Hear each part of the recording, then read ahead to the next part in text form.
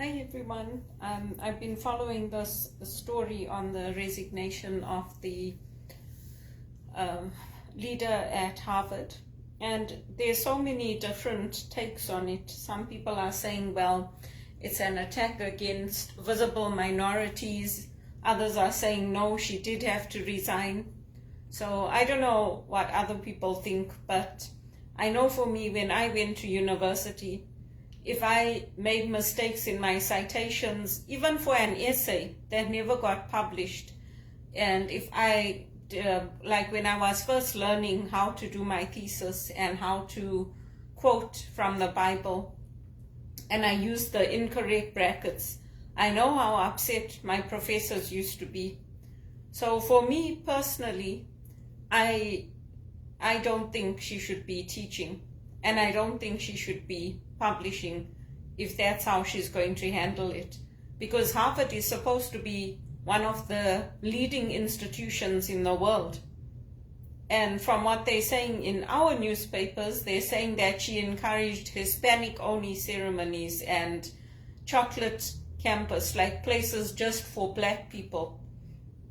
So, I mean, we have that in Canada. We have areas that were like, we have Little Greece, Little India, and the whole idea was that we were supposed to get away from that.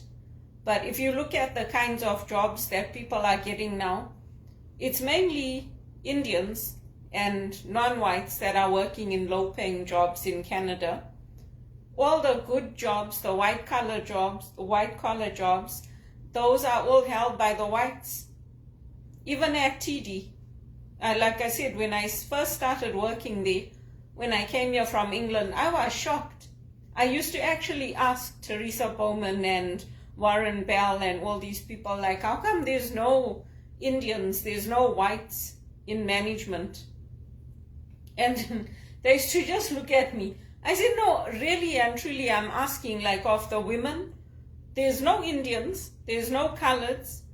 And I used to be shocked, because I came here from England where there was a lot of diversity and there were a lot of people already in senior leadership roles. And then afterwards they started bringing in all this like affirmative action for black people and all that.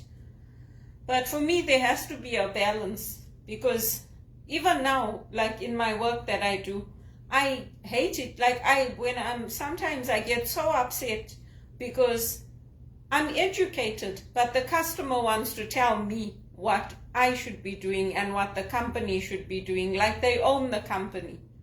They want to shout at me, swear at me, yell at me. I just keep quiet now. And even the supervisors know, they say some people you can't help them. You're talking to them, they won't even let you finish the sentence. So it's really frustrating. Some days I finish and I just go to sleep, because I'm so frustrated and depressed by the end of that day.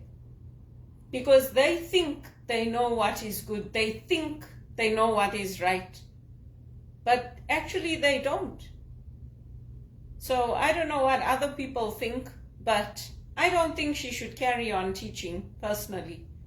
If that's what she's going to do, I acknowledge that, yes, she's taken steps to correct it, and she's taken steps to put those things right in her publications, and that's fine. But when we graduate for a reason. And then we go on, some people go on to become professors or whatever, but we graduate because we know what we're doing, not because we're idiots. This is not South Africa, and it's not Zimbabwe. We don't pass people at 30%. You get 75% and above to graduate from Rotman. So I really don't know what's going to happen, but it's interesting to read the comparisons on the news. If you read the news from England compared to the news in America, compared to the news in Canada, it's interesting to see what they're saying. The same way that I got shafted and that I got told I'm racist when I stood up for my rights, I didn't. Just because I refuse to accept the Muslim ideology doesn't mean that I'm racist.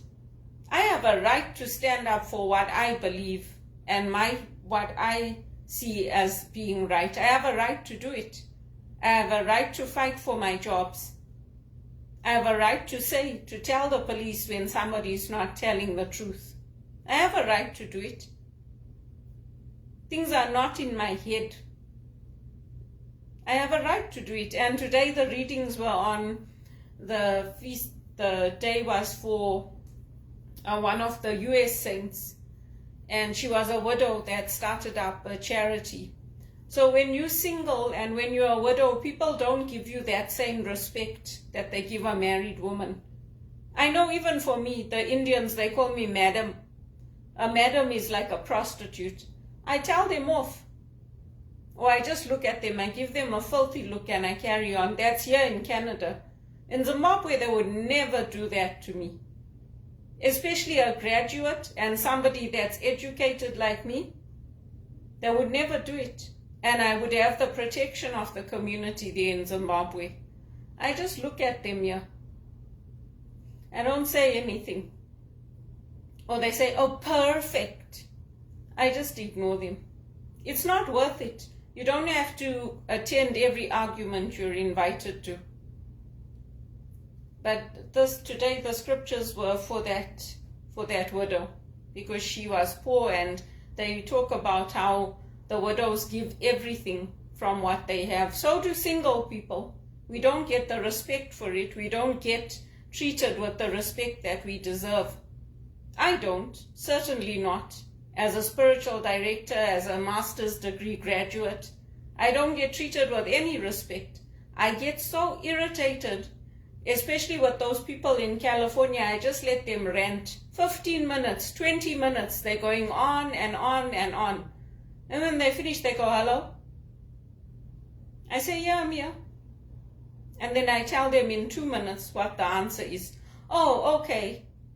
So if they had let me tell them what the solution was from the beginning, instead of wasting our time, 15, 20 minutes on the call, shouting and swearing and yelling, we could resolve it for them in 2 minutes.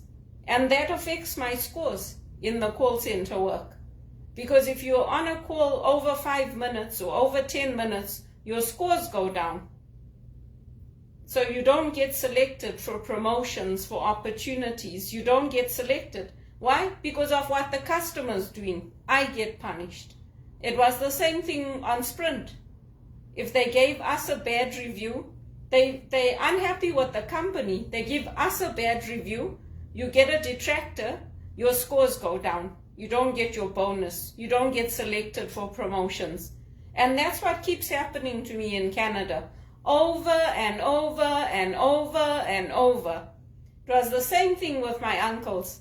They told everybody else in the family, don't waste your money. Make sure you buy a property. Don't rent. But when it came to me, when I asked for the help, when I asked, I want to keep my property and it's my age, I don't think I'll be able to afford another one. They said, no, you're not going to help me.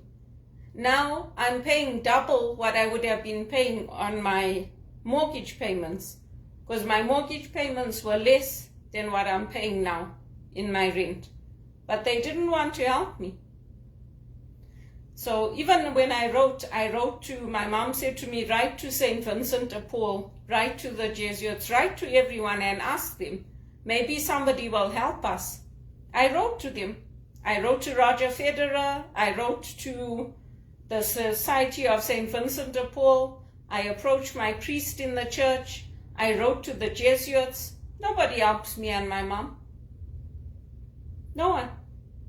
So I just carry on.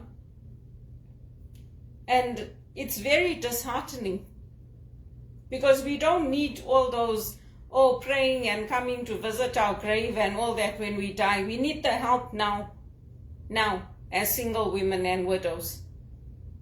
We don't need it when we're dead and gone. We don't need people to sit and cry and say, oh, I feel so much for them. No. Our faith is practical. Our faith is about helping and doing and being there for others now. Not when they're dead and gone. not when I'm sitting on welfare or living in destitution. It's not right what's happening to me. I've worked hard and I can't get a break. I mean, if I was stupid or if I was unqualified or if I didn't have any skills or if I was somebody that was a troublemaker or a drug pusher or a prostitute, or if I was somebody that caused problems for my family, it would be different. But just because I will not support the Muslim ideology, this is what is happening to me. It's not right. I have a right as a Christian woman to stand up for what I believe and for what I want. And if I find a certain humor offensive, I have a right to say it. And the priests have a right to support me, just like Father Gunther did downtown, just like Deacon Paul did. They have a right to support me, just like Wilma did when she was the Dean of Students at Regis. They have a right to support me to say, no, Belinda should be treated with respect. Single women and widows don't get treated with the respect we do. We always get put down, we always get criticized, because the ones with the children are considered more important, but they're not. We are equally important in God's eyes. And it all starts with the thinking. That's what the reading said today. And I liked what that Jesuit priest, he gave the sermon today, the homily. I liked his sermon because it starts with how you think. And when people come into your home, it's hospitality. When Jesus invited people to come with him, to come to his home, he invited them to a physical place. He wasn't dirt poor. He had a home. He had a place where he rested, a place of his own. That house, you can still see that house where Jesus lived. It's a real house. It's not fake. So in the same way, I mean, to be honest with you, I am very worried about my future, regardless of where I land up, because I have not been able to save a penny to my name. And it's not like I have not tried to get a better paying job. I've sent out thousands of applications. How do you think I feel when I'm the only one in the family? Out of all my cousins, my brother, my sister, extended family, I'm the only one who's educated and I don't have a property. I'm the only one. It's not right. If I had dropped out of high school and said, you know what, I'm not going to bother. I'm just going to go to high school, I'm going to finish and that's it. Get married if I'm lucky and just take anything.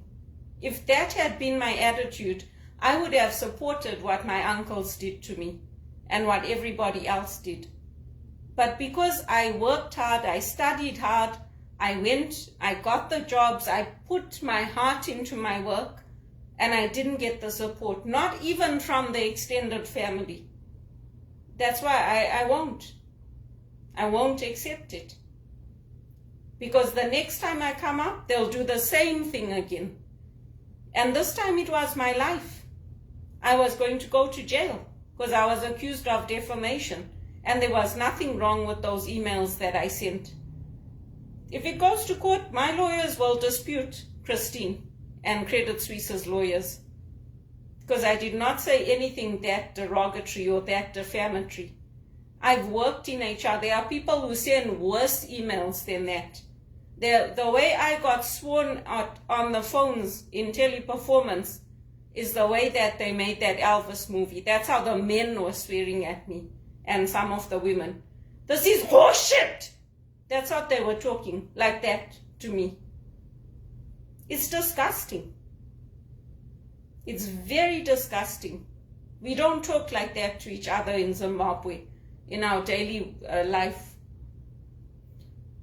So it's good to think about what's happening. But I won't support it. I mean, for her to be running Harvard and to be teaching others, she has to keep her own standards. It doesn't matter if you're black or white or Indian. Like, once you graduate, you know what you're doing. That's why I go back and I revisit my studies, my notes, what I did. I revisit and I learn. I don't take anything for granted. And I even say to God, take me, before I land up destitute and on the street, take me, because that is the last thing I want for my life. Other people can wish it on me or tell me that I should do it, but that is the last thing I want. I've worked too hard and I've helped too many people for me to accept that kind of a thing. I won't. I would rather be dead than be landing up living in a tent or living on the street or living with drug addicts or becoming a prostitute. I would rather not be on this planet. I would rather be in heaven with God and Elvis. I'd rather not be here because I don't deserve it. There was a video today on Twitter about this woman in France, how these guys took her and they threw her onto the road. What kind of rubbish is this world coming to? Another teacher got attacked. I mean, it's ridiculous. It's ridiculous what's happening in this world. And Canada, this Freeland, Minister Freeland, she's full of nonsense. She's saying that her sacrifice was deleting her Disney Channel. They have no mercy on people. They said, take the money, take the money. Oh, don't worry about praying that. Now they're saying 3 years is enough. It's not enough. People are struggling to make ends meet in this country. They got their $100,000 jobs, flying all over the world, staying in big hotels, and then they want to tell everybody else that, oh, it's good. It's not good. It's evil. And they need to think about what they're doing.